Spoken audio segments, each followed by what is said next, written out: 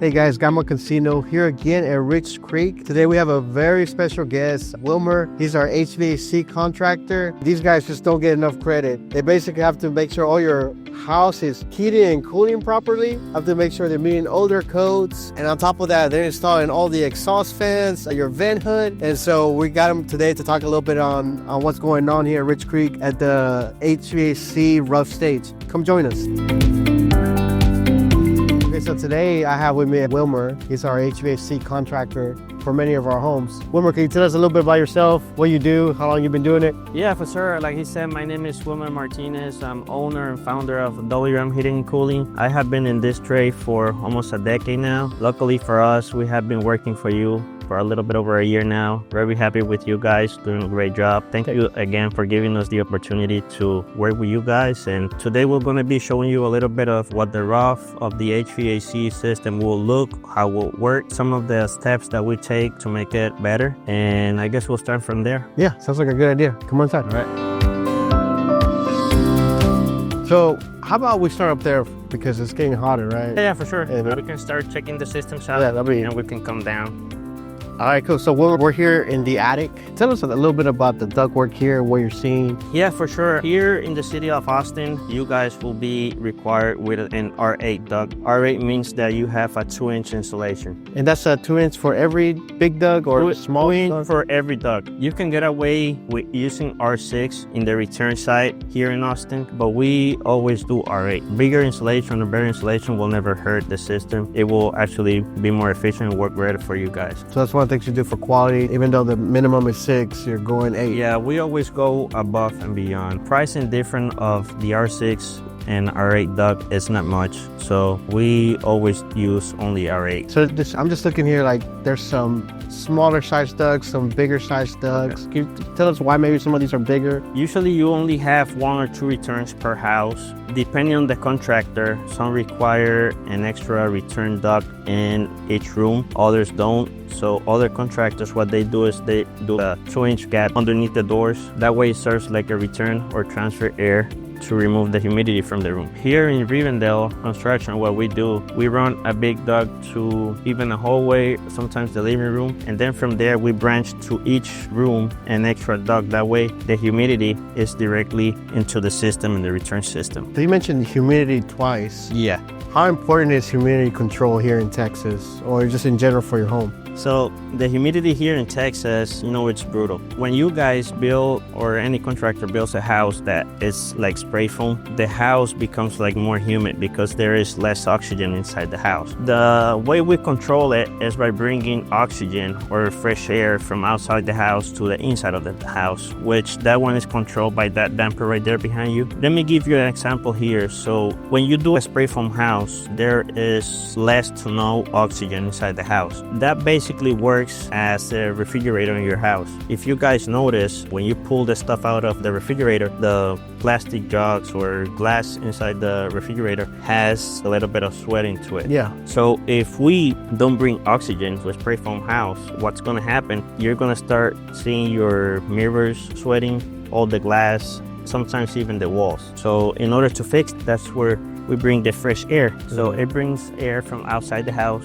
to the return system. Again, no harm on that. So this vent here is basically just going to the outside on top of the roof. Correct, and that's getting some fresh air into your system, especially if we use spray foam. So we have a really sealed house envelope where it basically means how it's insulated. Yeah. And okay, cool. So this directly into the system. Yeah, and then again, no harm on it because doesn't mean that it's bringing stuff from the outside. It's going to go into your air system. We have here the filter, so the air from the outside is going to get filtered as well. This filter here is a Honeywell home filter. And can you talk a little bit about this filter, because it's bigger than a lot of our homes have one of these bigger filters. Why is that? So basically this is called a media filter. Again, they come in different sizes and measurements. We like to use the Honeywell. It is a 4-inch thick filter. Once the house is clean after construction, these filters will be good for up to 6 months. Again, it depends on how many pets you have. You can always check the filter. If it's good, just leave it for a couple more months. If not, just replace it. It affects like pets because they bring in The pets usually they bring more dust from the outside, and that gets into the air. The system is always breathing all the dust and all that stuff. Also, just a note here, our systems here, I see this kind of like an upgrade. Some older homes have multiple filters, or this one only has one. Why is that? It's a lot easier for the technician just to come here into the attic. We don't have to be like walking into the house, bringing ladders, scratching your walls. Just come here, swap this filter, and just put the new one in. Because sometimes it's really hard. Sometimes the returns are in high ceilings. You have to bring a ladder. You have to be careful with the walls, be careful with the furniture. It makes it easier just for everybody, for the homeowner and for you. Yeah. Tell us a little bit more about the system here, man. I know you got it sitting up on blocks here. Why do you do that, and why it's so important to have this pan here? Okay, that's a great question. So if you can pull the camera here to the system so people can see what we're talking about. Yeah, so we'll be talking specifically about these blocks right here and then this tray. Yeah. So again, guys, sorry, we're just in the finishing process of the roof in this house. So back in the day, and you can still see that some contractors, they use cinder blocks, sometimes bricks, sometimes they build wood platforms to hold the units. You can also see sometimes that they hang the wall from the trusses in the roof. There's no right or wrong. This is the best that works for us. We like to use the foams because they absorb the vibration of the system. In the future, that will help with ceiling cracks, sheetrock cracking. You can start seeing like the little screws in the sheetrock. So since the foam absorbs the vibration, we have noted with the pass of the years that it works better for us. So basically what you're saying is when your system is running, it's actually going to be moving a little bit. Oh yeah, for sure. And so this foam blocks absorb some of that movement. Yeah, especially when they stop and when they start, because when the system starts, it pushes like a big amount of air, so that's going to create like some movement into the unit, and the same when it stops. And there's also condensation, right? For sure. And that's one of the reasons it's also lifted, I assume. Can you tell us a little bit more about that? There's no requirement of how many inches you need from the unit to the ground, the platform, if it's in a closet or not. We try to put it as high as possible because it's easier for us to seal from the bottom. More workability, right? Yeah, for sure. So whenever we have the room, we do it like that. Sometimes we have to do 6 inches, sometimes 4 inches from the ground, depending on how much space we have between the roof and the equipment. Another great question that you asked is about the drain pan. This is called a secondary drain pan. These systems and all of the HVAC systems, they will condensate water into another primary drain pan that is inside the unit. With time, dust starts to create some slush inside the pipe, and that's where you start having some clog issues with the drain line. Here in Austin, there are many different ways that you could do this, and I could get into that in a little bit. But for how our systems work, or the way we like to do it, is that we like to always, this is the primary drain line, we like to put a secondary flow switch here in the secondary drain line, and then we like to do another flow switch in the secondary drain pan. And what's the point of the float switch? So basically, if the primary drain line gets clogged, what's going to happen, the flow switch, it has a flow like the word says. If the water pushes up the flow, it's going to cut the power for the equipment. Okay. So we always like to go a step further, and that's why we use the secondary flow switch in the drain pan. If for any reason this one's failed, this is going to have the other flows, which is going to cut the power as well. Essentially, if it fails, then there's actual water dripping. The water from the equipment is going to fall into the drain pan. Yeah. If you don't have the drain pan, what's going to happen is you're going to have water all over your ceilings, walls, flooring. So basically, you have almost 3, right? You have the main drain, then you have a sensor, basically, that will stop the system. Yep. If that doesn't respond,